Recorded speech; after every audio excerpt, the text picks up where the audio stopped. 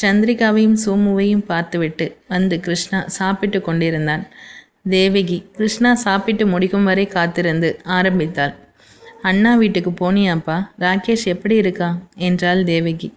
இல்லைம்மா, ஃபோனில் கூப்பிட்டு தான் பேசினேன். எல்லாரும் நல்லா இருக்காங்க என்றான். சரிப்பா கிருஷ்ணா என்று அழைத்து பின் நிறுத்தினாள். என்னம்மா என்று கேட்டுக்கொண்டே அருகில் வந்து அமர்ந்தான் கிருஷ்ணா. தயக்கமாய் கேட்டாள். நீ எப்பப்பா கல்யாணம் பண்ணிக்க போற என்று. கிருஷ்ணா நிதானமாய் 2 வருஷம் போகட்டுமா என்றான். 2 வருஷமா? சரி, இப்போலேருந்து பொண்ணு பார்க்க ஆரம்பிப்போமா என்றாள் தேவகி. கிருஷ்ணா எப்படிப்பட்ட பொண்ணு பாப்ப என்றான். சாய்வு நாற்காலியில் அமர்ந்திருந்த நந்தன் மெலிதாய் புன்னகைத்து கொண்டே படித்து கொண்டிருந்த புத்தகத்தின் அடுத்த பக்கத்தை திருப்பினார். தேவகி அவரையும் கிருஷ்ணாவையும் மாறி மாறி பார்த்துவிட்டு நம்ம குடும்பத்துக்கு ஏற்ற மாதிரி தான் என்றார். கிருஷ்ணா எனக்கு தெரியலை, நம்ம குடும்பத்துக்கு ஏற்ற மாதிரினா எப்படி, உன்னோட நகல் மாதிரியா என்றான் கிண்டலாய்.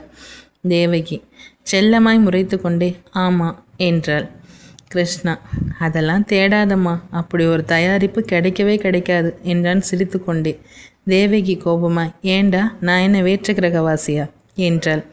கிருஷ்ணா ஏம்மா, நல்லதா யோசிம்மா, நீயே எனக்கு பொண்ணு மாதிரி, உனக்கு அம்மா மாதிரி இருக்கிற பொண்ணு கிடைச்சாதானே நல்லா இருக்கும் என்றான் கன்னத்தை கொஞ்சி கொண்டே. தேவகி கிருஷ்ணாவின் கைகளை பற்றி கொண்டு கேட்டாள். எனக்கு அம்மாவை ஏற்கனவே பார்த்துட்ட போல என்று.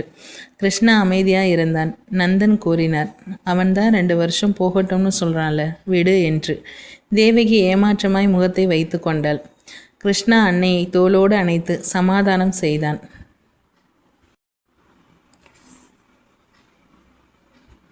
யாதவ் அலுவலகம் புறப்பட்டு கொண்டிருந்தான். ரஞ்சனா சாப்பாட்டு பையை கையில் கொடுத்துவிட்டு அவன் முடியை சரி செய்து விட்டாள்.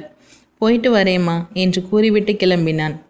ரஞ்சனா யாதவிடம் கொஞ்சம் நேரம் எடுத்துக்க யாதவ், எங்கேயாச்சும் வெளியூர் போயிட்டு வரலாமா என்றாள். யாதவ் பரவாயில்லம்மா, வேண்டாம் என்று கூறிவிட்டு சென்றான். யாதவின் நடவடிக்கை மாறியதுமே வேணியிடம் கேட்டு தெரிந்து கொண்டாள் ரஞ்சனா. எப்படி அவன் மனநிலையை மாற்றுவது என்று தெரியாமல் தவித்தாள். யாதவ் இயல்பாகத்தான் இருக்கிறான், ஆனாலும் ஒருவித சோகம். மேனகாவின் முகம் மனதில் நிழலாடியது. வயதுக்கு மீறிய சாந்தம், பக்குவம் எப்போதும் அவள் முகத்திலும் பேச்சிலும் இருக்கும். ரசாத்திடம் மறுத்த விதமும் தன்னிடம் மறுத்த விதமும் எத்தனை வித்தியாசம்! ஒரு பெண் எத்தனை ஆழமாய் இலகுவாய் நேர்த்தியாய் கையாள்கிறாள். என் மீதுதான் அவளுக்கு எத்தனை மரியாதை! அத்தனையும் அவள் அண்ணன் மீது கொண்ட பாசத்தின் பிரதிபலிப்பு. பிரசாத்திற்கு மறுமொழி கூறிய பின் அவள் தவித்த தவிப்பும் அவள் சகோதரியின் மீது கொண்ட பாசத்தின் பிரதிபலிப்பே. இத்தனை அன்பான பெண் ஒருவரை நேசிக்கிறாள் என்றால் நிச்சயம் அவள் தேர்வு செய்த நபரும் என்று யோசித்தவனின் சிந்தனையில் மின்னலாய் ஒரு முகம். சற்றே அதிர்ந்தவன் அலைபேசியை கையில் எடுத்தான்.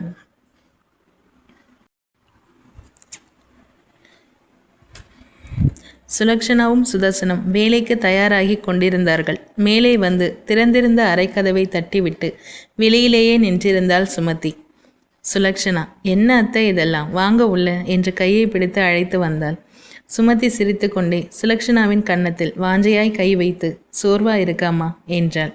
சுலக்ஷனா அதெல்லாம் பெருசா தெரியலத்த, என்ன ஆச்சு, ஏன் ஒரு மாதிரி இருக்கீங்க என்றாள். சுமதி ஒன்றும் இல்லைம்மா, நீ இந்த நிலைமையில் மாடி ஏறி இறங்க கஷ்டமாக இருக்கும்ல, கீழேயே உங்கள் 2 பேருக்கும் அறையை தயார் செஞ்சிடவான்னு கேட்க வந்தேன் என்றாள். சுலக்ஷனா சரி அத்தை, ஈவினிங் சீக்கிரம் வந்துடுறேன், 2 பேரும் சேர்ந்து செய்யலாம் என்றாள். சுமதி அதெல்லாம் வேண்டாம்மா, நானே செஞ்சிடுறேன் என்று உற்சாகமாக இறங்கி சென்றவள் திரும்பினாள். சுலக்ஷனா அருகில் சென்று மதியம் சாப்பாடு எடுத்துக்கிட்டே போயிடுறேன், பக்கத்தில் தான் ஆஃபீஸ்னாலும் அலைச்சல் தானே, அதான அத்தை என்றாள். சுமதி சுலக்ஷனாவை தாழ்வாய் உருவி முத்தமிட்டு சென்றாள். சுலக்ஷனா சிரித்து கொண்டே திரும்பினாள். சுதர்சன் சுலக்ஷனாவை பார்த்து ரொம்ப பொறுப்பான மருமகளா நீங்க என்றான். சுலக்ஷனா முயற்சி பண்ணுறேன் என்றாள். சுதர்சன் ஏன் அப்படி சொல்கிற?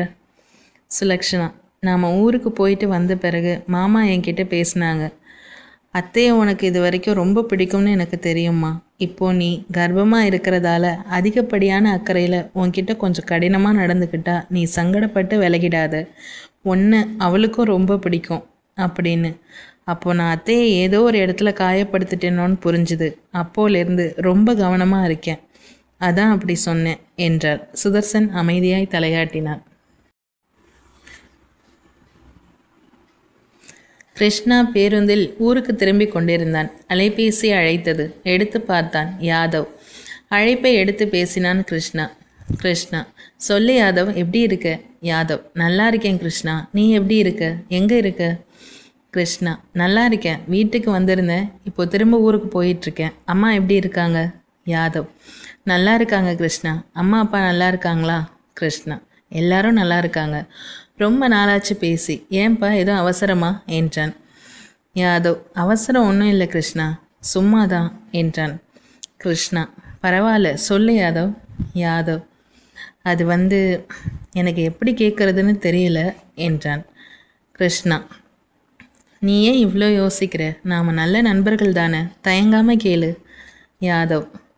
மேனகா யார் விரும்புகிறாங்கன்னு உனக்கு எதுவும் தெரியுமா என்று மெல்ல கேட்டு முடித்தான்.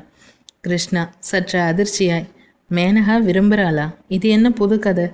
எனக்கே நீ சொல்லிதான் தெரியுது என்றான். யாதவ் சற்று ஏமாற்றமாய். நிஜமாவே தெரியாதா என்றான். கிருஷ்ணா. எனக்கு எப்படி தெரியும்னு நினச்ச என்றான். யாதவ். சின்ன வயசுலேருந்தே நீங்கள் நல்லா தெரிஞ்சவங்க தானே, அதனால் உனக்கு தெரியும்னு நினச்சேன் என்றான். கிருஷ்ணா. ரொம்ப வருஷமாக தெரியும் தான், ஆனால் ரொம்ப நெருக்கமாலாம் தெரியாது என்றான். யாதவ் சற்று நிதானமாய். ஒருவேளை அது நீயா இருந்தா என்றான். கிருஷ்ணா சற்றே பதட்டமாய். என்ன என்ன சொல்கிற என்றான். யாதவ். எனக்கு என்னமோ நீதான்னு தோணுச்சு, அதான் கேட்டேன் என்றான். கிருஷ்ணா. எனக்கு தெரியலை என்றான். யாதவ். சரி விடு கிருஷ்ணா, நேரம் வரப்போ சொல்கிறதா மேனுவே சொன்னான். நான் தான் அவசரப்பட்டு உன்கிட்ட கேட்டுட்டேன். கிருஷ்ணா. உன்கிட்ட சொல்கிறேனாலா? எப்போ? ஏன், என்ன ஆச்சு என்றான். யாதவ் நடந்தவற்றை கூறினான். கிருஷ்ணா வருத்தம் தெரிவித்தான். யாதவ். பரவாயில்ல கிருஷ்ணா, ஒருவேளை அது நீயா இருந்தா நான் நிஜமாவே சந்தோஷப்படுவேன். மேனுக்கு பொருத்தமான ஆள்னு யோசிச்சப்ப உன் முகம்தான் என் மனசில் தோணுச்சு. உன்கிட்ட பேசின பிறகு கொஞ்சம் லேசாக இருக்குது. சரி நீ பாரு, அப்புறமா பேசுகிறேன் என்று கூறி வைத்தான். கிருஷ்ணா குழப்பமாய் அமர்ந்திருந்தான்.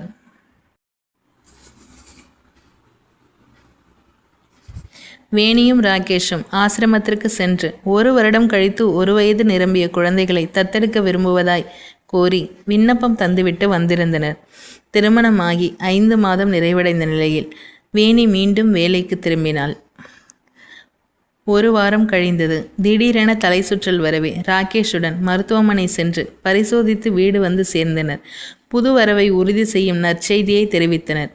சுலக்ஷனாவிற்கும் வேணிக்கும் இடையில் 2 மாத இடைவெளியே இருந்தது. மொத்த குடும்பமும் சந்தோஷமும் ஆரவாரமுமாய் இருந்தனர்.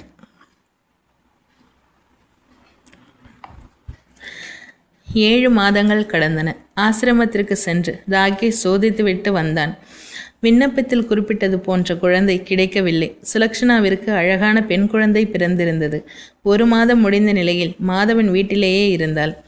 வேணி யாதவ் ரஞ்சனாவுடன் இருந்தாள். மேனகா வேலை, வீடு, அக்காவின் குழந்தை என மிகவும் பரபரப்பாக இருந்தாள். தமயந்திக்கு பாதி வேலையை குறைத்து விட்டாள். மகிழினி என்று அழகான தமிழ் பெயர் சூட்டினார்கள்.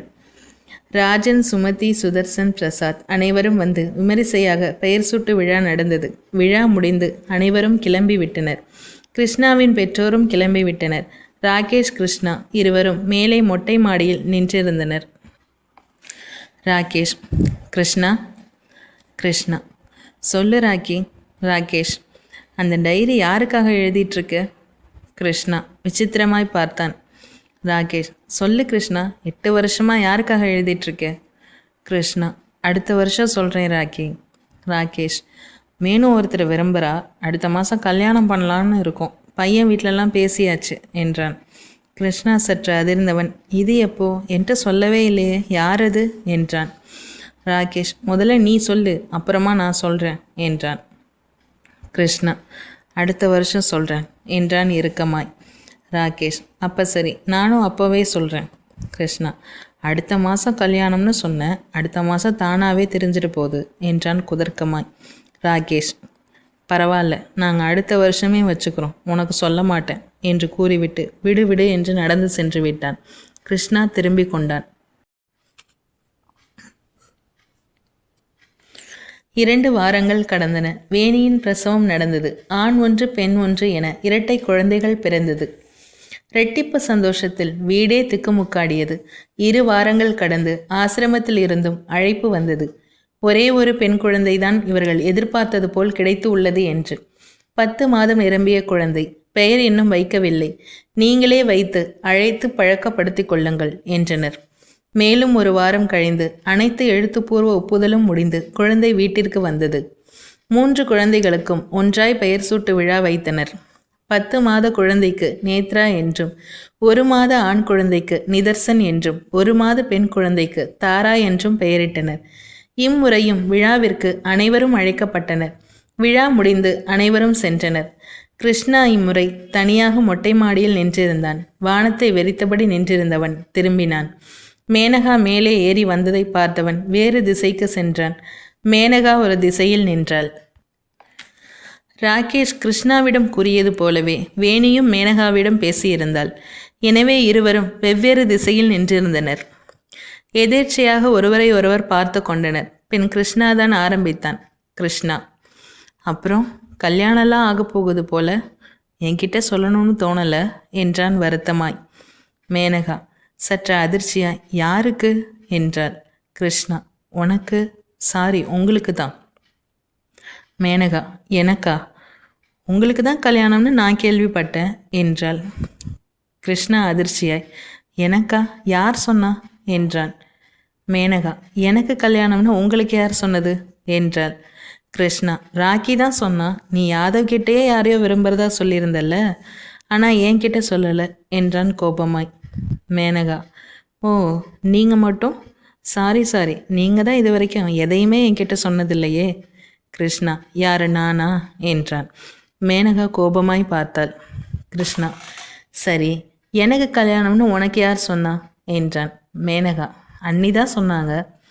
இருவரும் ஓரளவு யூகித்தனர் என்ன நடந்திருக்கிறது என்பதை. பின் இருவரும் ஒரே நேரத்தில் கேட்டனர், ஆமா, எனக்கு கல்யாணம்னா உனக்கு ஏன் கோபம் வருது என்று. பின் அமைதியாய் நின்றனர். கிருஷ்ணா தான் கேட்டான், எப்போலிருந்து என்று.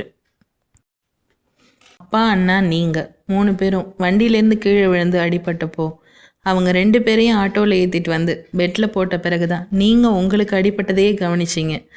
அவங்கள விட உங்களுக்கு தான் காயம் அதிகம். அப்போதான் உங்கள் மேலே அன்பும் மரியாதையும் அதிகமாச்சு. எனக்கு அடுத்து என் குடும்பத்தை அதே அளவு நேசிக்கிற ஒருத்தரோடு தான் என் வாழ்க்கை தொடரணும்னு என்று கண்கள் மின்ன கூறி முடித்தாள். கிருஷ்ணா, ஒருவேளை அந்த சம்பவம் நடக்கலைன்னா நீ என்னை பற்றி யோசிச்சிருக்க கூட மாட்டேன். நான் தான் தேவதாசா என்றான் கிண்டலாய். மேனகா, ஏன், உங்களுக்கு எப்போலிருந்து? கிருஷ்ணா, உன்னை பார்த்த அந்த நொடியிலிருந்து என்று முதல் முறையாக அவள் கண்களை தவிர்க்காமல் பார்த்தான். இருவரும் சற்று நேரம் கழித்து சகஜ நிலைக்கு திரும்பினர். சுலக்ஷனா, ராக்கி, சுதர்சன், வேணி அங்கு நின்றிருந்தனர்.